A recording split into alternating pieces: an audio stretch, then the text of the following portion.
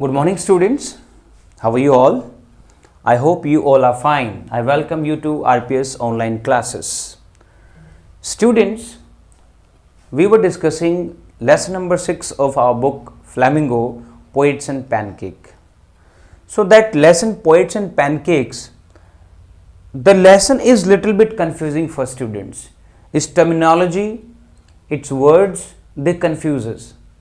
And after reading twice, thrice, 4 times, we are not able to understand the text of the book. We will have to read it again if we are not able to understand it once.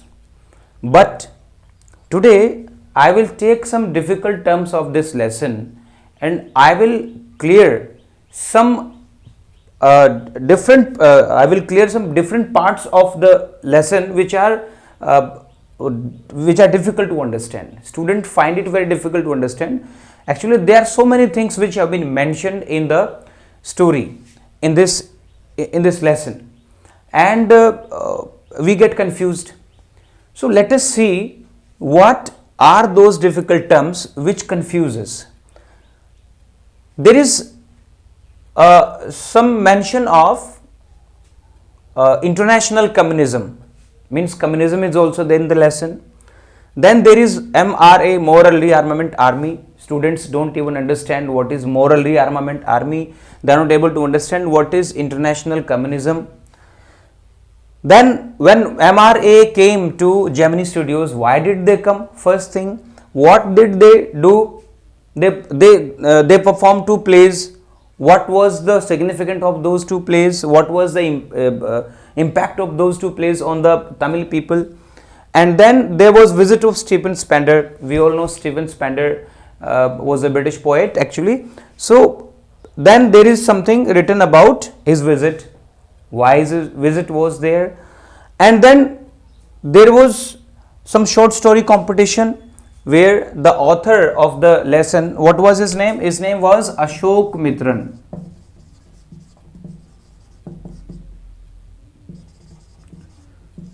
Author of the lesson is Ashok Mitran and name of the lesson is Poets and Pancake.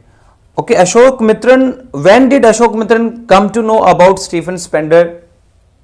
How did he come to know? And there is some part in the end which is about a book, The Goat That Field. We don't understand what is that book and why it has been mentioned here. So students, let us talk about the lesson again, the difficult terms again. There is some mention of international communism. Here it starts, the lesson says, or Ashok Mitran says that people generally in mess or when they used to take coffee, tea together, and they used to have a leisure talk, a free talk there. They used to talk about communism. They did not know anything about communism, but they used to talk. At that time, communism was spreading throughout the world, and it was a matter of discussion in South India. So the people at Gemini Studios, they understood or they heard, I cannot say that they understood, actually they heard about communism, they heard about communists. Communist is a person who follows the ideology of communism. So they thought that a communist, a person who follows communism, is a godless person, is a violent person, he is immoral, he spreads violence and unrest.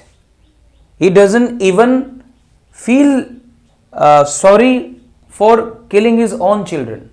So this was a thinking about the communist persons or the communism. This was the thinking of the people at Gemini Studios. लेकिन क्या हम ये कह सकते हैं कि उनकी कोई पॉलिटिकल आइडियोलॉजी थी? बिल्कुल भी नहीं कह सकते. ये बातें सुनी सुनाई थी. These things were in public domain, so they heard that and they just adopted. जब भी वो बात करते थे, जैसे आजकल हम कहते हैं ना, आजकल किसका ज़माना है? आजकल व्हाट्सएप का ज़माना है, फेसबुक का ज़माना है. तो some people they enhance their knowledge कहाँ से एनहेंस करते हैं? व्हाट्सएप से, फेसबुक से, किसी की भी कोई भी पोस्ट उठाई and they consider it truth, सच्चाई मानते हैं, and what they do, they forward it, उसी को सच मानते हैं, and they develop their ideology on based on WhatsApp messages and Facebook messages. तो सुनी सुनाई बातें होती, इसमें बहुत झूठ होता है। तो यहां पे भी ये जो चीजें थी, ये जो सोच थी, जो थिंकिंग थी, जो लोग थे वहां पे जेमिनी स्टूडियोज के ऊपर, इनकी जो थिंकिंग थी, it was not because they had studied communism. Communism पढ़ा नहीं था उन्होंने केवल सुना था। इसके अलावा वो गांधी जी की भी पूजा करते थे, दे वर्शिप्ड गांधी, दे वोर खादी, लेकिन इसके बावजूद भी उनकी जो आइडियोलॉजी थी मैच नहीं करती थी।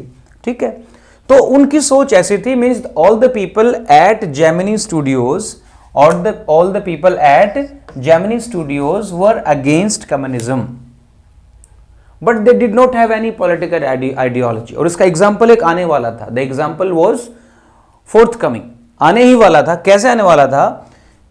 उन लोगों को ये नहीं पता था कि एक फ्रैंक बुकनन जो कि अमेरिका के थे, I think he was the president, उन्होंने क्या किया, उन्होंने एक आर्मी बनाई जिसका नाम था MRA, moral rearmament army.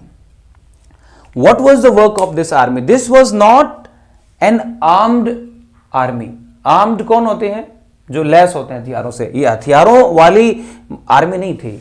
Actually this was a band of more than 200 people consisting of so many actors and actresses, poets, writers, authors। इनका काम क्या होता था? इनका काम होता था ये जो इंटरनेशनल कम्युनिज्म उस समय जो फैल रहा था पूरी दुनिया के अंदर, उन दिनों में दुनिया में मैनी कंट्रीज वर अडॉप्टिंग कम्युनिज्म, उनकी जो सरकारें थी वो कम्युनिस्ट सरकारें बन रही थी, एंड अमेरिका जो था and other capitalist countries they were against communism. वो उनकी आइडियोलॉजी बिल्कुल इनकी अगेंस्ट थी। तो उन्होंने क्या किया, एक जो है आइडियोलॉजिकल वॉर स्टार्ट की। आइडियोलॉजिकल वॉर का मतलब क्या है कि इससे लड़ने के लिए लोगों को समझाना। इन्होंने भी यही किया। जो कम्युनिस्ट होते थे they also use to come and they use to spread their thoughts, they use to impress the people by their thoughts. अपने विचारों से बताते हैं। जैसे एक पॉलिटिकल पार्टी आती है, अपनी बात कह के चली जाती है, फिर दूसरी पॉलिटिकल पार्टी आती है, अपनी बात कह के चली जाती है। तो ये अपनी आइडियोलॉजी समझा रहे थे। तो इन्होंने भी क्या किया, फ्रैंक बुकानन ने क्या किया, एक MRA मॉरल रीआर्मामेंट आर्मी बनाई। इस आर्मी का काम ये था, दिखने में ये आर्मी थी बट इसका जो काम था through plays, through speeches, through using the stage, using the platforms throughout the world, दुनिया भर के प्लेटफॉर्म्स को यूज करके, मंच को यूज करके, by visiting many countries, to aware the people, to make the people aware that communism was not a good thing, कि भाई कम्युनिस्ट मत बनो, वो अच्छी चीज नहीं है। तो ये MRA जिसको मॉरल रीआर्मामेंट आर्मी कहा गया, ताकि दोबारा से लोगों को वो रीआर्म करे। रीआर्म करना क्या होता है, दोबारा से लैस करे, उन लोगों को वो क्वालिटी दोबारा से दे जो उनके अंदर चली गई है। यानी अगर एक आदमी, if a person has become communist, तो शायद वो गॉडलेस हो गया है, वो इमोरल हो गया है, वो वायलेंट हो गया है, तो उसके अंदर दोबारा से जो थॉट्स आने चाहिए, दोबारा से जो वर्च्यूज आने चाहिए, उसके लिए रीआर्म करो, उनको दोबारा से लेस करो उन चीजों से, नैतिकता से। इसलिए इसका नाम रखा गया मॉरल रीआर्मामेंट आर्मी। ये आर्मी आ गई, इसको पूरी दुनिया में, मींस इन इंडिया में they did not get a better host. Host कौन होता है, जो मेहमान नवाजी करता है। तो ये आ गए कहां पे, दे केम टू मद्रास, और जो है जेमिनी स्टूडियोज में आए। जेमिनी स्टूडियोज के अंदर इन लोगों का बड़ा रिसेप्शन हुआ, बड़ा सा स्वागत हुआ। एवरीबडी थॉट कि ये एक इंटरनेशनल सर्कस है। आप समझो, the people at Gemini studios thought that MRA जो है वो एक इंटरनेशनल सर्कस है, but they did not know anything about circus, they did not know anything about the tricks, the items, the performances which are done in circus. They did not even know about animals. इनकी जानकारी animals तक इतनी ही थी जिन जानवर को ये खाते हैं, मीन्स डिनर के टेबल तक। तो they were not the people of international circus, it was not a circus actually. लेकिन इन्होंने दो काम किए। इन्होंने क्या किया, इन्होंने प्ले किए, प्लेज, दो प्ले किए। एक का नाम था Jotham valley, the Jotham valley, दूसरा प्ले था द फॉरगॉटन फैक्टर। तो स्टूडेंट्स ये दो प्लेज उन्होंने किए, और इन दो प्लेज में क्या खास बात थी, इनका जो मैसेज था, the message was simple message which is given, एक जो नॉर्मल मैसेज होता है to the people, related to the lives of the people. But इनका जो सेट था एंड देयर कॉस्ट्यूम्स थे, दे वर वेरी इंप्रेसिव। वो फर्स्ट रेट के थे, वो बड़े शानदार थे। यानी इन्होंने जो सेट्स लगाए अपने उसको करने के लिए, नाटक को या प्लेज को परफॉर्म करने के लिए, and the costumes they used, that was outstanding. दूसरा, इन प्लेस को लोगों ने बहुत ज्यादा अप्रिशिएट किया through out Madras and the people of Chennai, and more than 600 employees of Gemini Studios enjoyed these two plays, The Jotham Valley and The Forgotten Factor. बड़े hit हुए ये। Many shows were many shows were done by them actually, and the people were impressed. इतने impress हुए कि इन serials की कुछ चीजों को कॉपी किया गया। जैसे इनसे बाकी के जो when the Tamil people performed the plays, they copied some scenes from this. इनमें से कुछ निकाल के कॉपी किया। क्या कॉपी किया? The scene of sunrise and sunset, beginning of the play and ending of the play, sunrise से शुरू किया, sunset पे खत्म किया। ये कॉन्सेप्ट उन्होंने यहां से उठाया, जोथम वैली से उठाया, ठीक है। और bare stage with white background, stage खाली है, पीछे क्या है? एक व्हाइट बैकग्राउंड है। दूसरा, tune played on the flute, जो स्टार्ट होता है मतलब बीच बीच में या ड्यूरिंग द प्ले एक ट्यून बजती है फ्लूट के ऊपर। ये सारी चीजें, these all things were used by these people, all things were performed by MRA during their plays and people copied them. तो ये पूरा का पूरा सीन है MRA का, और कोई मतलब नहीं है। MRA एक इंटरनेशनल लेवल के ऊपर कम्युनिज्म से लड़ने के लिए एक काउंटर मूवमेंट था। काउंटर मतलब किसी के विरोध में जाना, मूवमेंट मतलब आंदोलन होता है, which was started by Frank Buchanan, है ना, टू फाइट इंटरनेशनल कम्युनिज्म। अब जैसे मैंने ऊपर कहा था कि the people of Gemini studio did not have any ideology, कोई खास आइडियोलॉजी थी नहीं उनकी, देयर वाज नो। क्यों नहीं थी वो? यही तो उसका एग्जाम्पल है। ना तो इनको जानते थे और ना ही वो MRA को जानते थे। उनको तो MRA का भी नहीं पता चला कि MRA क्या है। MRA के लोग आए, उन्होंने प्लेज किए और कम्युनिज्म के खिलाफ उन्होंने जेमिनी स्टूडियोज के स्टेज को यूज किया और इनको पता भी नहीं चला। इट मीन्स जेमिनी स्टूडियोज का जो बॉस था SS वासन, है ना, तो he was befooled actually.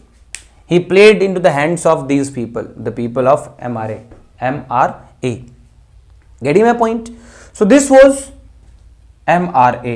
I think ये आपको अब कंप्लीट हो गया होगा, क्लियर हो गया होगा। फिर उसके कुछ फ्यू मंथ्स लेटर, कुछ महीने के बाद एक चीज और हुई कि एक पीपल केम टू नो, ये जो लोग थे the people at Gemini Studios, they came to know that there is another guest, एक और गेस्ट है जो कि आने वाला है। And everybody was told that he was a poet. उनको क्या बताया गया कि एक पोएट है, वो आने वाला है। अब लोगों को लगा कि पोएट कौन हो सकता है भाई, and they were told that he was a poet from England, Britain से पोएट आएगा।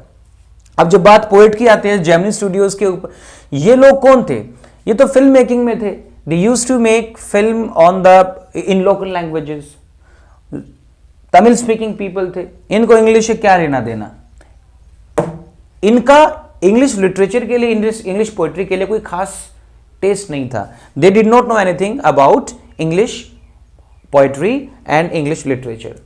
तो इन्होंने किसका सुना था? इन्होंने या तो सुना था विलियम वर्ड्सवर्थ को कि भाई अच्छा अमेरिका ब्रिटेन से somebody is coming, तो हो सकता है। दो ही नाम उनको पता थे, एक कौन, लॉर्ड टेनिसन, और दूसरे उनको नाम पता थे विलियम वर्ड्सवर्थ। उनको लगा वर्ड्सवर्थ आ रहे, लेकिन उनमें से तो कोई भी नहीं था।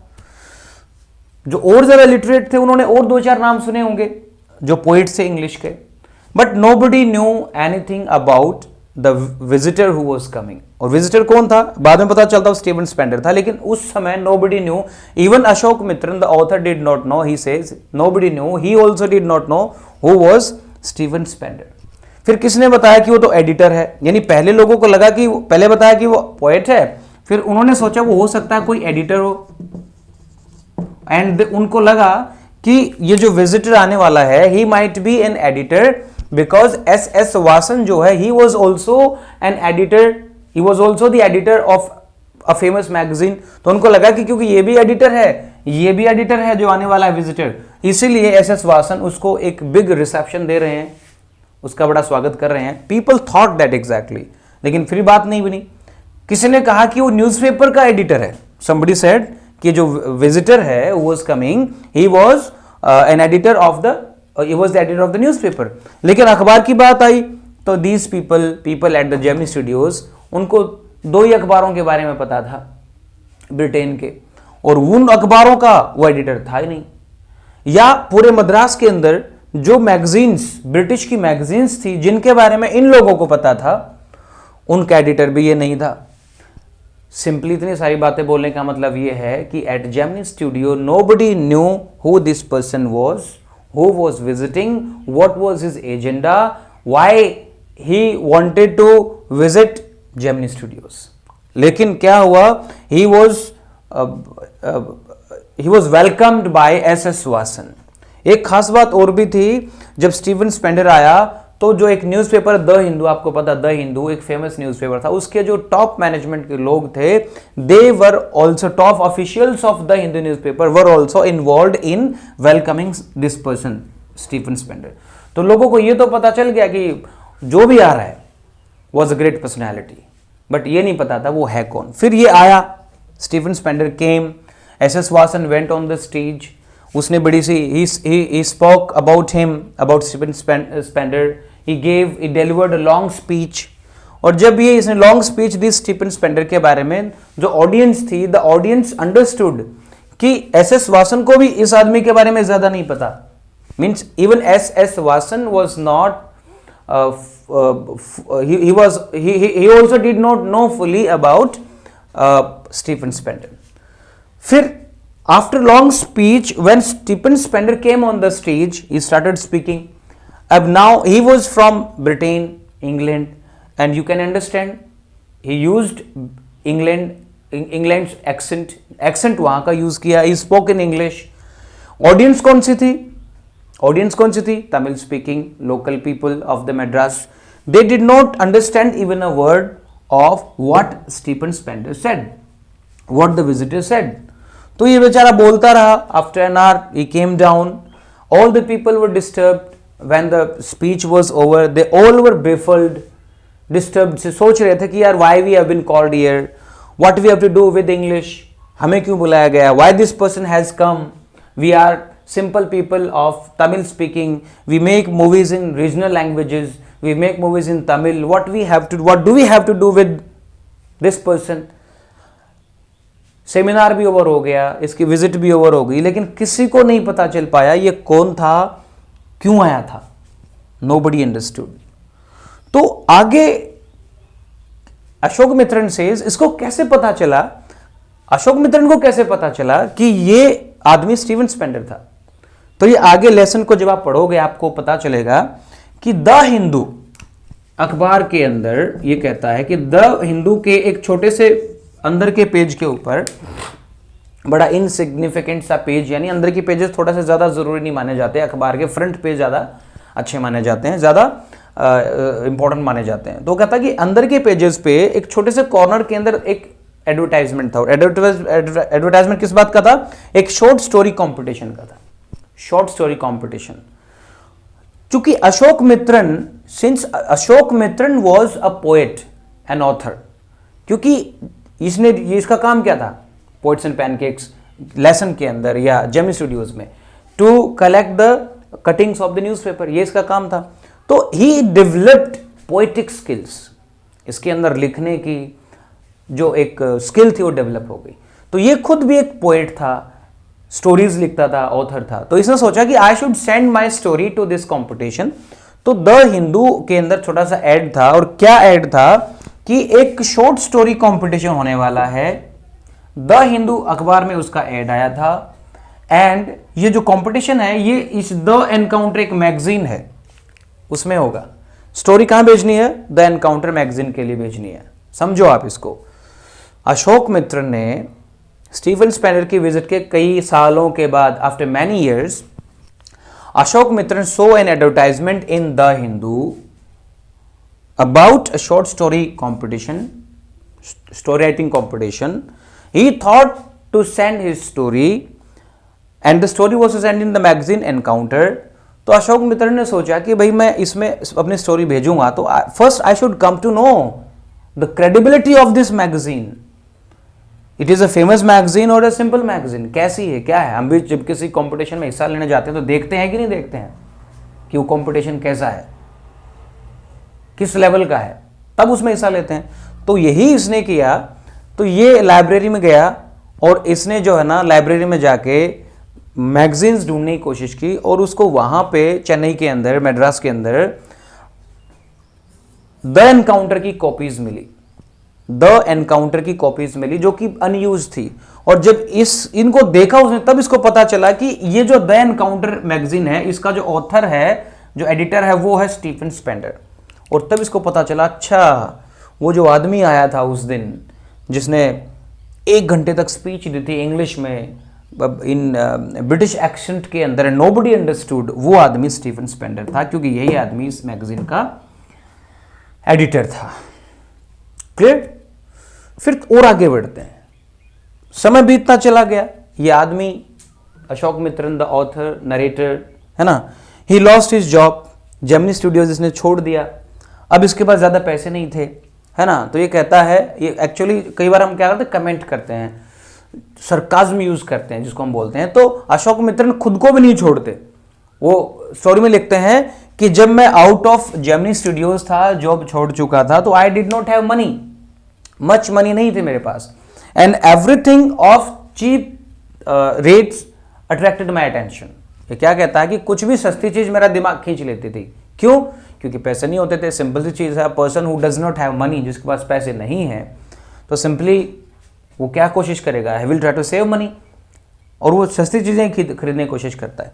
तो एक दिन ऐसे he was walking on the road, चलते हुए, ये जो ऑथर है, ये ऑथर और अशोक मित्रन, जब इसने जीएस यानी जेमिनी स्टूडियोज को छोड़ दिया था, तो he was moving on the road. इसने बुक्स देखी रोड के ऊपर जो कि बिक रही थी on the road side, and he saw, एक बुक देखी उसने जो कि जैसे हम चलते चलते देख लें रोड के ऊपर किताबें रखी, टाइटल दिख जाए, तो ही सॉ द टाइटल, एक किताब देखी उसने, किताब का टाइटल था द गोड दैट फेल्ड। क्या टाइटल था? द गोड दैट फेल्ड। ठीक है। दिस बुक किस चीज के बारे में है? This book is about 6 essays. इस बुक में 6 ऐसे हैं, written by 6 eminent writers. 6 eminent writers ने लिखा हुआ है इसको। अब ऑथर ने जब ये बुक देखी, ये पता चल गया कि इस बुक का नाम है द गोड दैट फेल्ड। ठीक है। और इस बुक के अंदर 6 ऐसे हैं जो कि लिखे हैं 6 राइटर्स ने। उसने जब राइटर्स के नाम पढ़े तो उन 6 राइटर्स में से एक नाम किसका था? स्टीफन स्पेंडर का था। जो बुक उसने रोड के ऊपर देखी, उस बुक में एक नाम जो है वो किसका था? स्टीफन स्पेंडर का था। और जैसे स्टीफन स्पेंडर का नाम आया, एकदम से उसको लगा, अरे ये बुक तो बहुत इंपॉर्टेंट है। कई बार होता है कोई चीज हमारी नजरों के सामने होती है, thing is before our eyes, लेकिन जब हमें उससे कोई कनेक्शन पता चल जाए तो एकदम से हमारी क्यूरियोसिटी बढ़ जाती है। तो उसका एक कनेक्शन बन गया स्टोरी का उस बुक को देखते ही। एक राइटर कौन था उनमें से? Stephen Spender. तो तुरंत उसने वो 50 पैसे देखे, that he bought that book. And वो बुक किस बारे में थी? बुक थी डिसइल्यूजनमेंट फ्रॉम कम्युनिज्म। डिसइल्यूजनमेंट का मतलब क्या होता है? किसी चीज से मोह भंग हो जाना। कैसे होता है? यह कहानी थी ऐसे 6 राइटर्स की, ऑथर्स की। In the beginning they became communist. पहले तो वो कम्युनिस्ट हो गए, बाद में दे वर डिसइल्यूजन्ड फ्रॉम कम्युनिज्म। बाद में उनका भ्रम टूट गया। इल्यूजन क्या होता है? भ्रम होता है, वापस आना। तो उन्होंने स्टडी किया, they thought that communism was not good. तो ये बुक किस बारे में थी? ये जो 6 राइटर्स थे, इनके journey into communism, journey into communism and their disillusionment from communism. तो यहाँ पे स्टोरी जो है स्टूडेंट्स वो एंड हो जाती है. ये जो मैंने आपको बताया है, डिस्कस किया है, इस लेसन का जो पार्ट है, लास्ट का जो तकरीबन 40% of the part of the lesson है, that I have discussed here. I thought कि ये चीज़ें ऐसी हैं जो कि बार बार हमें दिक्कत करती हैं, परेशानी करती हैं, and I hope you have understood that. फिर भी I will recommend that you read this lesson again and again, twice, thrice, at least 3 readings must be done and thorough reading should be done. You sit and you read that and you will be able to understand. So that's all for today. It was enough. Thank you very much.